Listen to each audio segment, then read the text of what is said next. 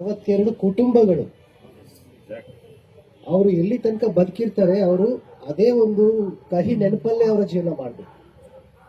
ಸುಮಾರು 2500 ವ್ಯಕ್ತಿಗಳು ಅಂತ ಇಟ್ಕೊಳ್ಳಿ, ಒಂದು ಕುಟುಂಬದಲ್ಲಿ 5 ಜನ ಇದ್ರೆ ಅಂದ್ರೆ ಆ ನೋವು ಮತ್ತೆ ಬೇರೆಯವ್ರಿಗೆ ಬರಬಾರ್ದು, ಅವರ ಜೀವವನ್ನು ಉಳಿಸ್ಬೇಕು, ನಾವು ರಕ್ಷಣೆ ಮಾಡ್ಕೋಬಹುದು ಅನ್ನೋದಕ್ಕೆ ಈ ಒಂದು ವಿಶೇಷ ಕಾರ್ಯಕ್ರಮಕ್ಕೆ ನಮ್ಮ SP ಮೇಡಮ್ ಅವರು ಚಾಲನೆ ಕೊಟ್ಟಿದ್ದಾರೆ.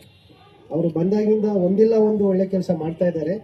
ಬಟ್ ಬಹಳ ನಾನು ನಿರೀಕ್ಷೆ ಮಾಡಿದ ಕೆಲಸ, ನಾನು ಡಿಸ್ಕಷನ್ ಕೂಡ ಮಾಡಿದ್ದೆ 2-3 ಸಾರಿ, ಆ ಕೆಲಸಕ್ಕೆ ಇವತ್ತು ಚಾಲನೆ ಕೊಡ್ತಾ ಇದ್ದಾರೆ.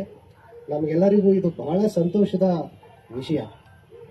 ಎನ್ಫೋರ್ಸ್ಮೆಂಟ್ ಆಫ್ ಲಾ, ಕಾನೂನನ್ನ ಜಾರಿ ಮಾಡೋ ವಿಷಯಕ್ಕೆ ಬಂದಾಗ ನಾವು ಸಾರ್ವಜನಿಕರಾಗಿ ಒಂದು ಅರ್ಥ ಮಾಡ್ಕೋಬೇಕು, ಕಾನೂನನ್ನ ನಾವೇ ಮಾಡ್ಕೊಂಡಿರೋದು, ನಮ್ಮ ಹಿತರಕ್ಷಣೆಗಾಗಿ ನಾವು ಕಾನೂನು ಮಾಡಿರೋದು. ಬೆಂಗಳೂರಿನಲ್ಲಿ ಹೇಗೆ ಕಡ್ಡಾಯ ಹೆಲ್ಮೆಟ್ ಧರಿಸೋದು ಕಡ್ಡಾಯ ಇದೆ, ಅದೇ ರೀತಿ ಬಳ್ಳಾರಿಯಲ್ಲಿ ಆಗ್ಬೇಕು ಅಂತ ನಾವು ಯಾಕೆ ಹೇಳ್ತೀವಿ ಅಂದ್ರೆ ಜೀವ ರಕ್ಷಣೆಗೆ, ನಾಗರಿಕರ ಪ್ರಾಣ ರಕ್ಷಣೆಗೆ ಇರುವಂತಹ ಕಾನೂನನ್ನ ನಾವು ಜಾರಿ ಮಾಡೋಕೆ ಹೊರಟಿದ್ದೀವಿ. ಇದರಲ್ಲಿ ಯಾರಾದ್ರೂ ಬಂದು ಮನವಿ ಕೊಟ್ರೆ ನಮ್ಗೆ ಹೆಲ್ಮೆಟ್ ಕಡ್ಡಾಯ ಇರೋದನ್ನ ತೆಗಿರಿ ಅಂತ, ಅದ್ರ ಅರ್ಥ ಏನಂತ ಹೇಳಿದ್ರೆ ನೀವು ಜನರ ಪ್ರಾಣ ರಕ್ಷಣೆ ಮಾಡಬೇಡಿ ಅಂತ ಅರ್ಥ. ನಾಳೆ ಒತ್ತಡ ಬರಬಹುದು, ಬಟ್ ನಾವು ಇದರಲ್ಲಿ ಹಿಂದೆ ಹೋಗೋ ಪ್ರಶ್ನೆಯಲ್ಲಿ ಇಲ್ಲ,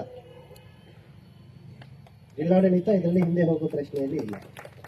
ಸೊ ಆದ್ದರಿಂದ ತಮ್ಮ ಸಹಕಾರ ನಮಗೆಲ್ಲ ಬೇಕು. ತಾವೆಲ್ಲ ಸಹಕಾರ ಖಂಡಿತವಾಗಿ ಮಾಡ್ತೀರಾ.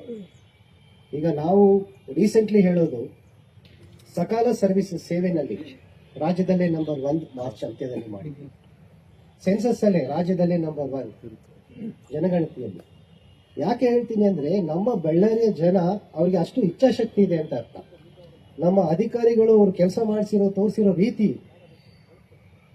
ಅದು ಏನ್ ಹೇಳುತ್ತೆ ಅಂದ್ರೆ ಬಳ್ಳಾರಿ ಜನರಿಗೆ ಅಷ್ಟು ಇಚ್ಛಾಶಕ್ತಿ ಇದೆ, ನಮ್ಮ ಸಾರ್ವಜನಿಕರಿಗೆ. ಆದ್ರೆ ಹೊರಗಡೆ ನೋಡೋರಿಗೆ ಮಾತ್ರ ಅದ್ರ ಬಗ್ಗೆ ಒಳ್ಳೆ ಅಭಿಪ್ರಾಯ ಇರಲಿಲ್ಲ ಸೋಫಾರ್, ಈಗ ಬರ್ತಾ ಇದೆ. ಆದ್ದರಿಂದ ತಮ್ಗೆಲ್ಲ ಇಚ್ಛಾಶಕ್ತಿ ಇದೆ, ಇದನ್ನ ತಾವು ನೆರವೇರಿಸಬೇಕು. ಯಾವುದೇ ರೀತಿ ವಿನಾಯಿತಿ ಕೇಳಕ್ಕೆ ಬರಬೇಡಿ. ನೀವು ವಿನಾಯಿತಿ ಕೇಳಿದ್ರೆ ನಿಮ್ಮ ಫ್ಯಾಮಿಲಿಯ ರಕ್ಷಣೆಗೆ ನೀವು ನಿಂತಿಲ್ಲ ಅಂತ ಅರ್ಥ, ನಿಮ್ಮ ಫ್ಯಾಮಿಲಿಯ ಬಗ್ಗೆ ನಿಮ್ಗೆ ಕಾಳಜಿ ಇಲ್ಲ ಅಂತ ಅರ್ಥ. ಆದ್ದರಿಂದ ತಮ್ಮ ಸಹಕಾರ ಕೋರಿ ಈ ಒಂದು ಕಾರ್ಯಕ್ರಮವನ್ನು ಯಶಸ್ವಿ ಮಾಡ್ಕೊಳ್ಳಿ ಅಂತ ಹೇಳಿ ನಾವು ತಮಗೆ ಮನವಿ ಮಾಡ್ತೇನೆ. Thank you.